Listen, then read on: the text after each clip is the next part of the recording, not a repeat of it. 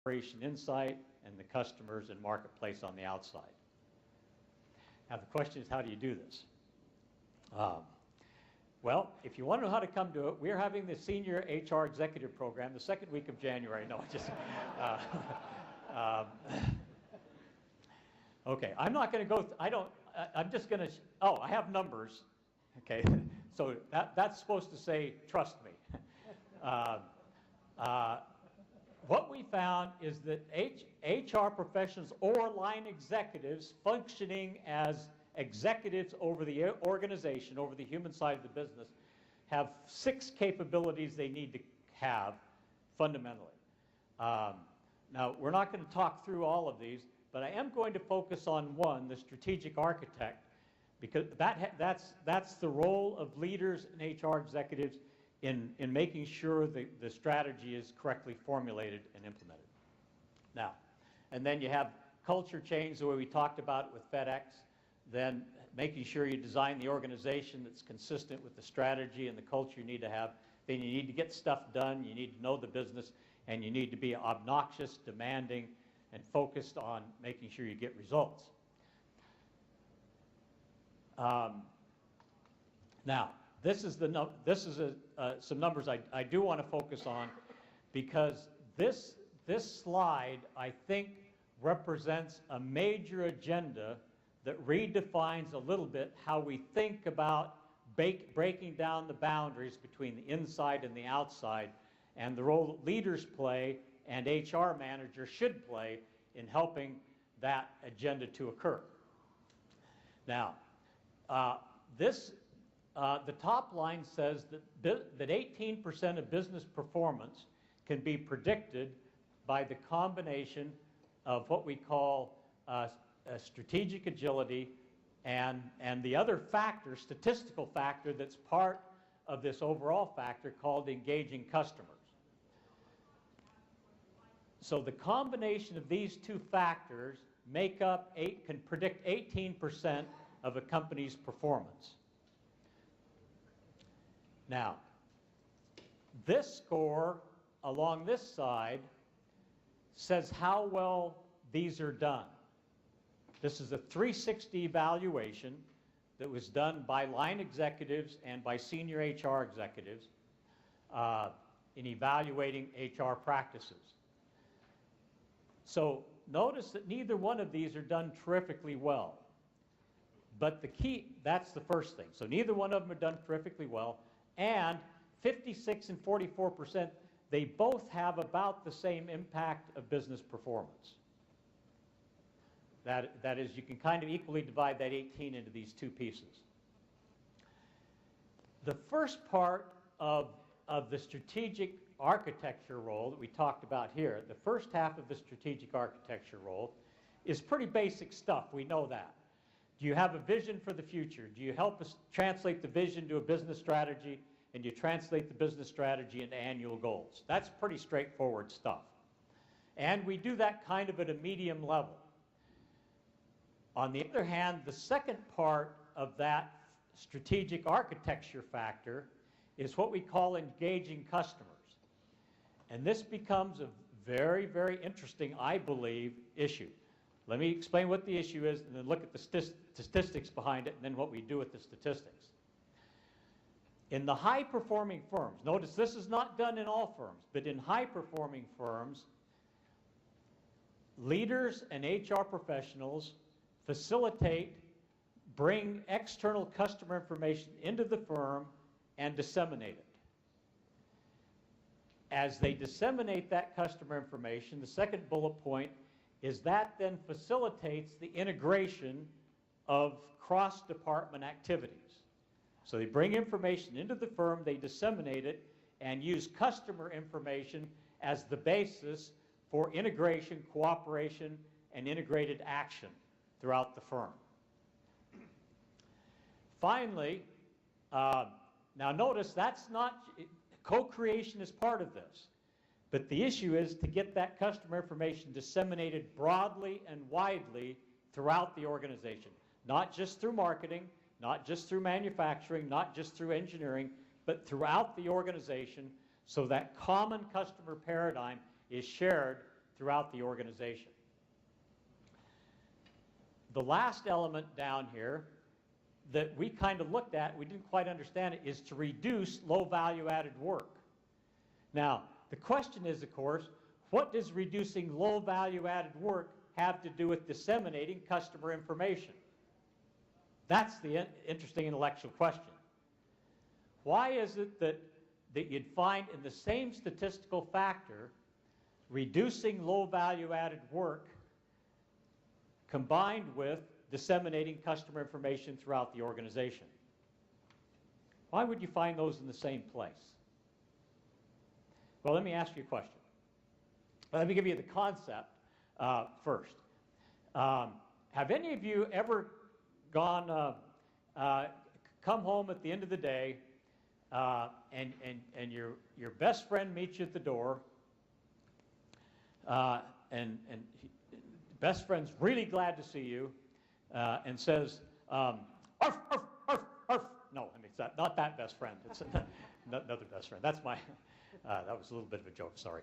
But come in and says, so what kind of day do you have? And you say, it was a terrific day. What a great day. I got so much stuff done. If every day could be like that, it would be just terrific. How many of you had a day like that?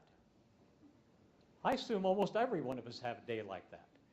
But how many of you have had a day where you come home at the end of the day and you say, and your best friend meets you at the door and says, so what kind of a day do you have? You say, oh, gee, what a stupid day. I can't believe, you know, this is just a stupid day. I would have been better off. I would have been better off. I just stayed home in bed and watched black and white soap operas all day. How many of you had a day like that? Double hands go up. Now, you're in the government. You should have lots of hands going up. I'm sorry, joke. A little bit of a joke. Okay. Now, the question is, what happened on the stupid day? What did you spend the day doing? You probably spent your day processing stupid, reading reports that nobody cared about, or even worse, writing reports nobody cared about. Or you're filling out forms and paperwork, or signing documents about something you knew very little about and probably cared less about. Or it could have been you're sitting there waiting for approvals. Or you're, and last but not least, you're sitting in meetings, wondering, when is this pain going to stop? So meetings, reports, approval, paperwork, processes, all that stuff are different forms of information processing, right? Some of you might be able to relate to this. Are you lonely? Don't like working on your own, hate making decisions, then call a meeting. You can see your friends. You can draw flow charts. You can feel important. You can impress your colleagues, all on company time. Meetings, the practical alternative to work.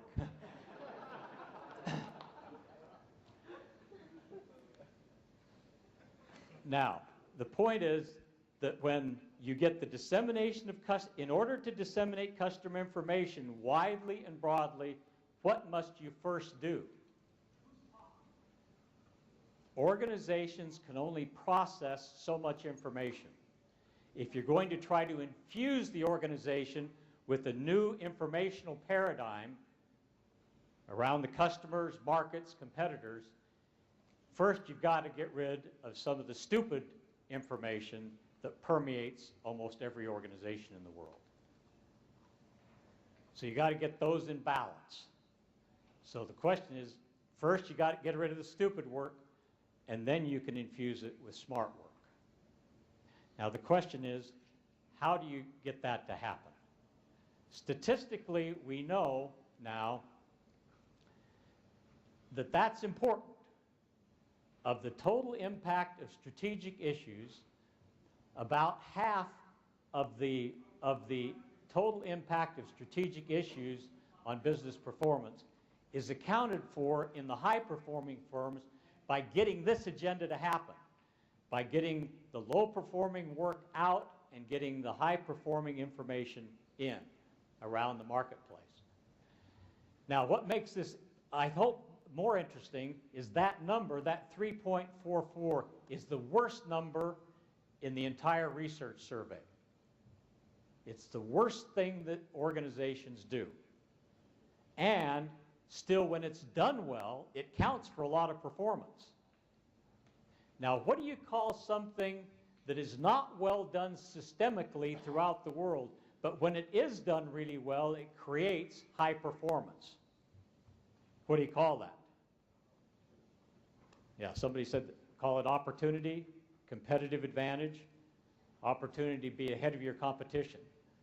So that idea of facilitating customer information and using that as the basis for integration and synthesis is more than anything else in the largest survey in the world on HR and human-related issues in the corporation.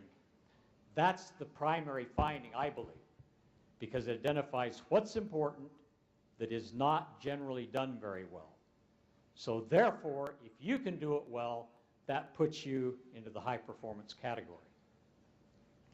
Okay, now the question is, how do we do it? Well, first you need to be aware of some of your weaknesses and some of your blind sides you might have as an organization. This is a sign from the Seattle Zoo. See, this is to the customers of the Seattle Zoo in Seattle, Washington. Please be safe. Do not stand, sit, climb, or lean on the zoo fences. If you fall, the animals could eat you, and that might make them sick. Thank you. So at least they know who their customers are. Let me move through this. These are all the practices that can influence the culture of a company. The culture of a company we were talking about with FedEx. Certainly you can influence the culture of a company by who you hire, who gets promoted, who gets transferred, who you get rid of, who gets outplaced, by what you measure, what you reward, the training programs you put on. Leaders, starting at the bottom, leaders have influence on the human side of the business. The way you design your office space, our new building at Michigan, the way you design your work processes, your organization structure, the design of how we disseminate, structure the information system, our communication systems around the company, and finally, reality check is the only term you might not recognize. That means getting the external reality of your customers, your markets, your competitors into the business. And we heard that talked about a couple of times today.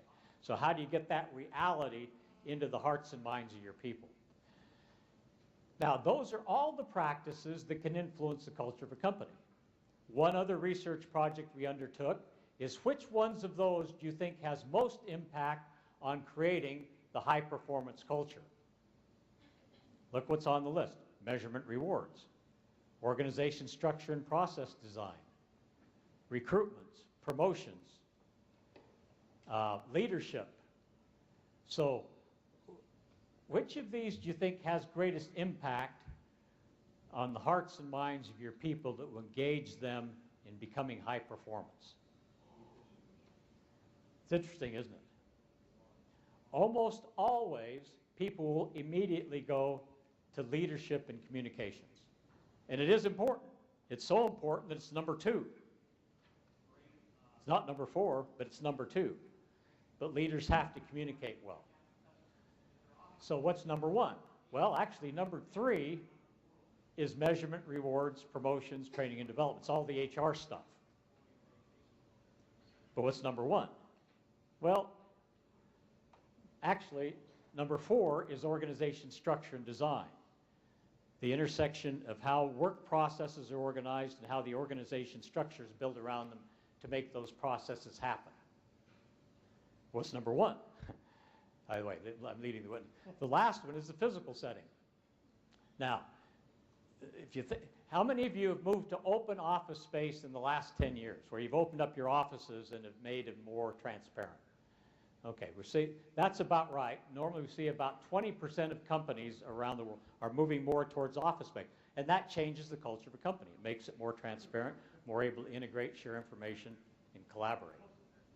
So we got everything but number 1, and number 1 is reality check. That is, You remember, as I defined it, bringing external information. Now, this is going to sound familiar. Bringing external information into the firm, disseminating it, and using that as the basis for integration, cooperation, and joint efforts. Now, let me explain what that means. This is not, let me give you several examples. My overwhelmingly favorite example of this comes from General Electric. Several years ago, an F-16 was flying over down. Some of you heard me tell this story. I apologize if it's repetitious for some of you. Several years ago, an F-16 fighter jet was flying over downtown Chicago, and the engine started to buck and cut out. And the pilot was in danger of losing the jet. Now, the engine was a GE aircraft engine made by GE. So the pilot immediately called O'Hare Airport up in the northern suburbs of Chicago and said, "I'm losing my engine. I need to land immediately." And O'Hare Airport, that was the busiest airport in the world at the time, said, "No, I don't think so. You're not going to try to land a runaway jet in the busiest airport in the world at that time. Why don't you try Midway?" Okay, now Midway is it's right smack in the middle of one of the densest urban areas in northern North America. But the pilot called Midway and said, "I'd like to land my jet." And what did Midway say? "No way, we're not going to have you try to land a runaway jet here at Midway."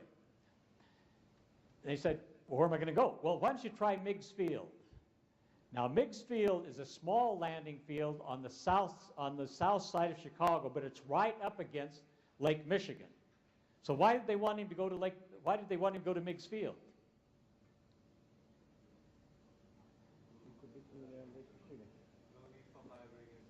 So he'll do the least damage in case he crashes.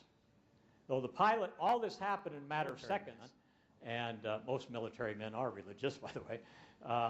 And so he's thinking about, "I believed in God all my life.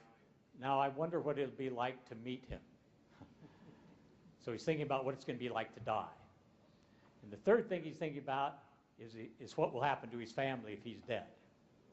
And he's thinking through all these thoughts: his wife, his 3-year-old daughter, his 5-year-old son. What's going to happen to them?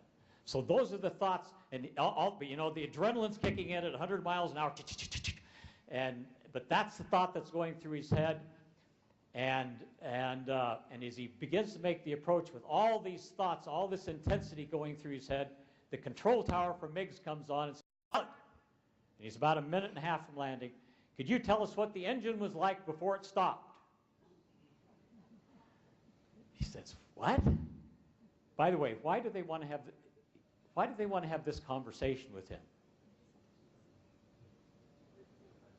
Why did they wait until he's on the ground to have this conversation? Because the assumption is that he may not live when he hits on the ground.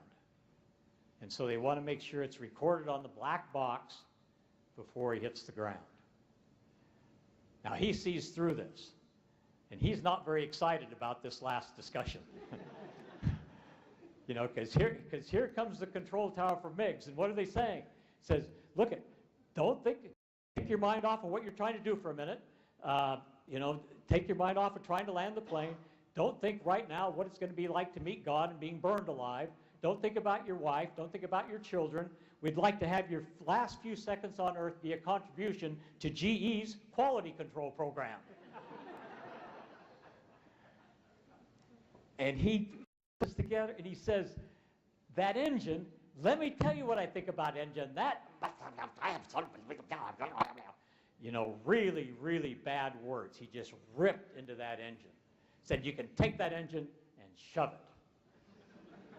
For about 12 seconds, that conversation just was, and then he got back in control, landed the plane. He had a slight crash, but he lived. Now,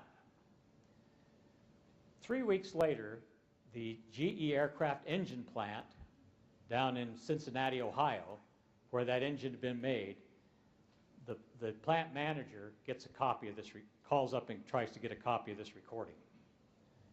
He calls a plant-wide shutdown and asks everybody to stop working. At that time, if you include all 3 shifts, he was doing it between 2 shifts, there would have been about 10,000 people in the plant at that time. There's 13,000 people on the total campus. About 10,000 people were on campus at that time. So everybody stops work in their facilities, in the, you know, production assembly, product development, R&D, general administration, and he says, gets up in front of about 450 people in the main auditorium, and he says, you know, I've been your plant manager for the last 3 years, and I've pled with you about quality, quality, quality. Now, some of you have listened to me, but some of you have not. So now I'd like to have you listen to one of our customers complain about our products. And he turned on the recording from the control tower.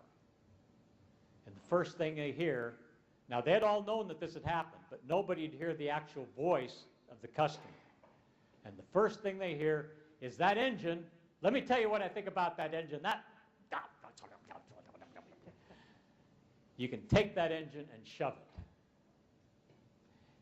If you would have been anywhere in that company at the end of those 12 seconds, what would have you heard? Silence. Just the way that we just heard silence, right? The plant manager had a long speech ready to be given on quality. But when he heard that silence, it was almost deafening. You've heard silence that's deafening. When he heard that silence, he said, you know, I had a speech to give, but I think rather than my giving the speech, maybe each one of us ought to go back and think about what you need to do. I'm going to think about what I need to do, and we all need to think about what we need to do to make sure this never happens again. That 12 seconds of customer reality became the foundation of GE's quality control program for a generation. Any of you in the airline industry know that it's all, for a period of time, continuing today, it was almost immoral to buy anything else other than a GE aircraft engine, because the quality trajectory that started at that moment in that plant escalated quality to such a high degree that nobody else came even close to it. Rolls-Royce, Pratt Whitney, just nobody else could come close to them. Now, what happened at that moment? That's called dissolving the boundaries. That's called bringing customer information into the firm, disseminating it, and using that as the basis for cooperation, collaboration, and integrated activities. At the corporate level, what we know is that practice, now that's just one episode. Obviously, GE had to create a whole program of continuing that effort of bringing customer information in a variety of different ways. Toyota brings people into their plants.